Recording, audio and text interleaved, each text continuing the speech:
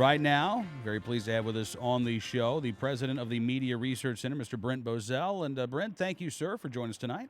Sure, my pleasure. How you doing? Excellent. Glad you could be with us. Was reading a piece of yours at Newsbusters earlier today. Stop your assault on the GOP presidential candidates. And this goes beyond what we've seen in terms of some of the questions from people like Wolf Blitzer and others at these debates. I mean, this speaks to the day-to-day reporting and interviewing of these candidates. That's right. I mean, this is something that's not going to be a headline stopper for Republicans or conservatives out there. But guess what? The news media don't like Republicans. And shocking. I know. Get out of your chair. I mean, get off the ground and get back in your chair. No, it's interesting when you can compare apples and apples. Here's an apples and apples comparison. Looking at how the morning talk shows covered the 2007 Democratic primary campaign versus how they covered the 2011 Republican primary campaign in the first 6 months. And if you look at the numbers tell the story. In the first 6 months of the 2008 campaign, there were, I think it was 90 or 111, something like that, questions that were asked from an ideological perspective, which is to say, with a liberal tilt or a conservative tilt to the Democrats. By a factor of 2 to 1, it was pro-liberal in the tilt towards the Democrats. In other words, by a factor of 2 to 1, they were softball questions that were pitched to the Democratic candidates. Shouldn't we raise taxes type of thing. Mm-hmm. Now, if you look at these same networks, basically the same reporters 4 years later, but with Republican primary candidates on there, with the tilt 5 to 1 liberal over conservative, 5 to 1 hardball over softball, 5 to 1 challenging versus supporting questions. Really? So it is a complete different worldview when it comes to Republicans. When it comes to Republicans, thinking the more conservative they are, the more you challenge them, the more you hit them. When it comes to liberals, the more liberal they are, the more softball. When was the last time, can you name me, ever, that Obama had a hostile interview? Ever? No. You might say one that was quasi-hardball because he wasn't expecting it was Bret Baier of Fox, but he's never had a hostile interview. Now, can you tell me any time Sarah Palin's ever had a nice interview outside of Fox?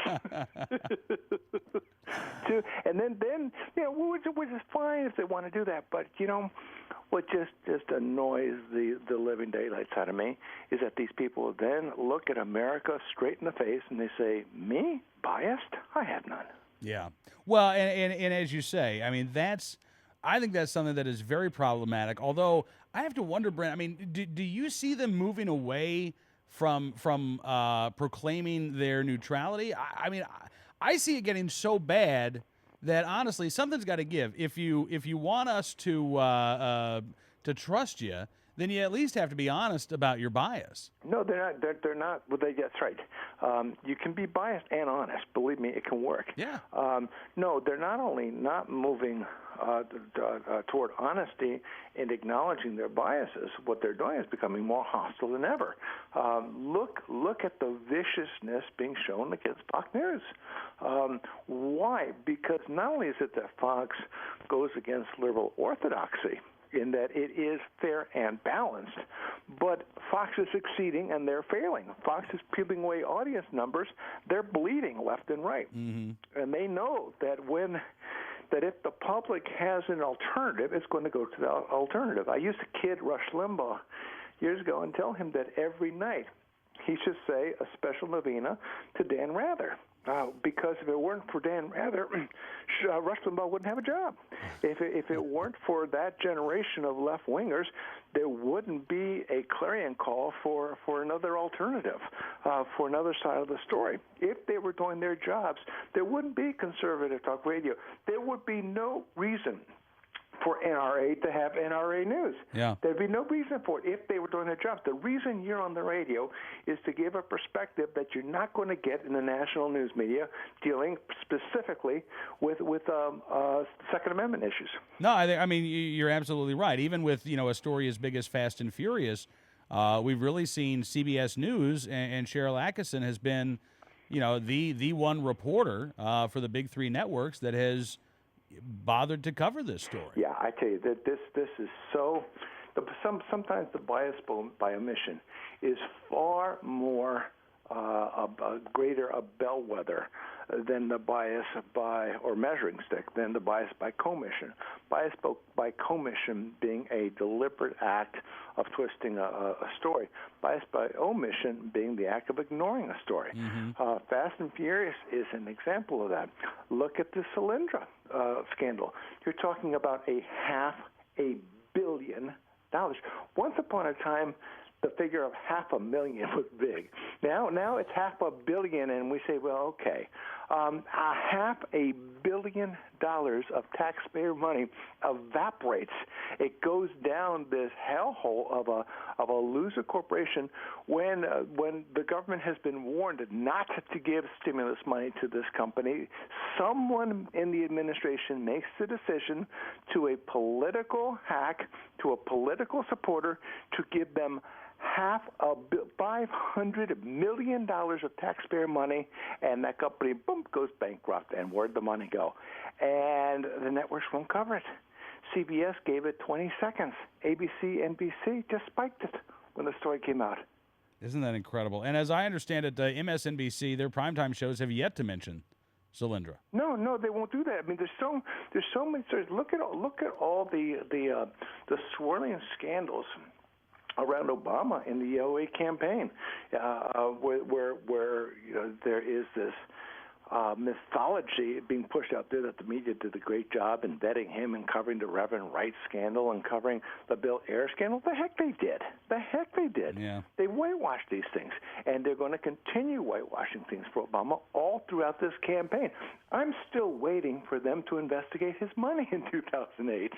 Where did those hundreds of millions of dollars, where did all that foreign money, which, oh, by the way, is illegal, well, where did that come from? Yeah, look, I think it's fascinating that we now know the college transcripts of people who aren't even running for president this year, but we the media has yet to uncover President Obama's college transcripts. That's right. I mean, we're show interest. Yeah. We're show interest. Can you imagine? Here's one to ponder. Imagine, just think back on the media's obsession, knowing where George W. Bush was for 2 weeks in the summer of 1971. It's called the National Guard duty. Look at those 2 weeks and look at what a national fear, night after night after night, on all the networks covering it. Now, what would happen if they asked George Bush for his college transcripts from Yale and he didn't produce them? Oh, you want to talk about media meltdown. What if they asked him for his medical records and he didn't produce them? Keith Olbermann would look like a rabid dog. The mouth foam would just be pouring out. I mean, that's absolutely right. The more silence there was, the more the media would point to them, and the more their instincts would kick in, the more the hair would go up on the back of their necks, where they would say, there's something here, let's go pounce. With Obama, it is just the opposite. The more the silence, the more they say, well, okay, it's silence, we'll take it. Yeah, absolutely. And, it's getting to the point now where the media is almost having to contort itself to try to look like they're reporting things and yet not let on too much. I want to share with you, if you don't mind, a clip from Hardball earlier today, and Scott Whitlock at Newsbusters posted this. This is Chris Matthews talking about Wayne LaPierre's recent speech at CPAC, Florida. Well, here's something, another strain of the crazy far right. Here's the National Rifle Association's Wayne LaPierre, and I've known this guy a long time. I'm astounded by this new accusation that the president is leading some conspiracy. Anyway, here he is, Wayne LaPierre, head of the NPR and National Public Radio, National Rifle Association, at the conservative conference in Florida last week. Let's listen to Wayne LaPierre of the National Rifle Association. The president will offer the Second Amendment lip service. and hit the campaign trail saying he's actually been good for the Second Amendment.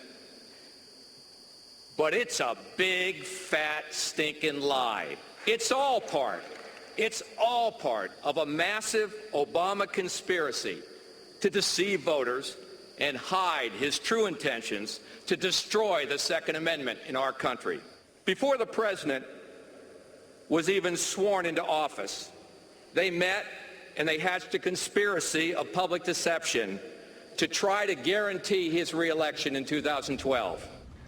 You know, I got to tell you, again, Ron, the language lie, conspiracy, it's almost like, I don't know, Lincoln talking about what was going on in the Civil War below the Mason-Dixon line. I mean, this is Civil War talk about a president of the United States. Civil War talk, Brent. You know, just the other day, this same guy was going, there was a little spit coming out the side of his mouth as he was fulminating about the fact that the Republicans, I think Rick Perry, had used the word appeasement in talking about Obama's policies overseas. And he and his guest, Matthews and his guest, were just needing smelling salts, talking about how Perry was talking about Nazis and Hitler and equating Obama's policies to Nazism and Hitler, when all Perry did was use the word appeasement. The interesting thing was that in December of last year, talking about Obama and the tax debate, one Chris Matthews had asked the question, is President Obama going to try to appease the hard left in his party?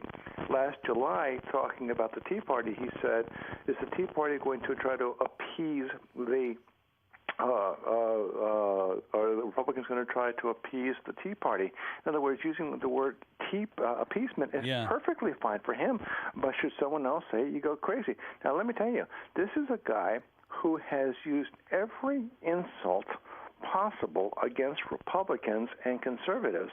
On a regular basis, he insults them. So he's going to question Wayne LaPierre and his choice of words? Talk about the pot calling the kettle black here. Absolutely. Let him straighten out his own act. By the way, in most states in the United States, Wayne LaPierre has more members than MSNBC has a national audience. You know, that is a fantastic point, Brent, and one that perhaps Mr. Matthews would be well to keep in mind. Listen, I can't thank you enough, sir, for coming on the program. It's fantastic talking to you. I hope that we can do this again very soon. It's always a pleasure.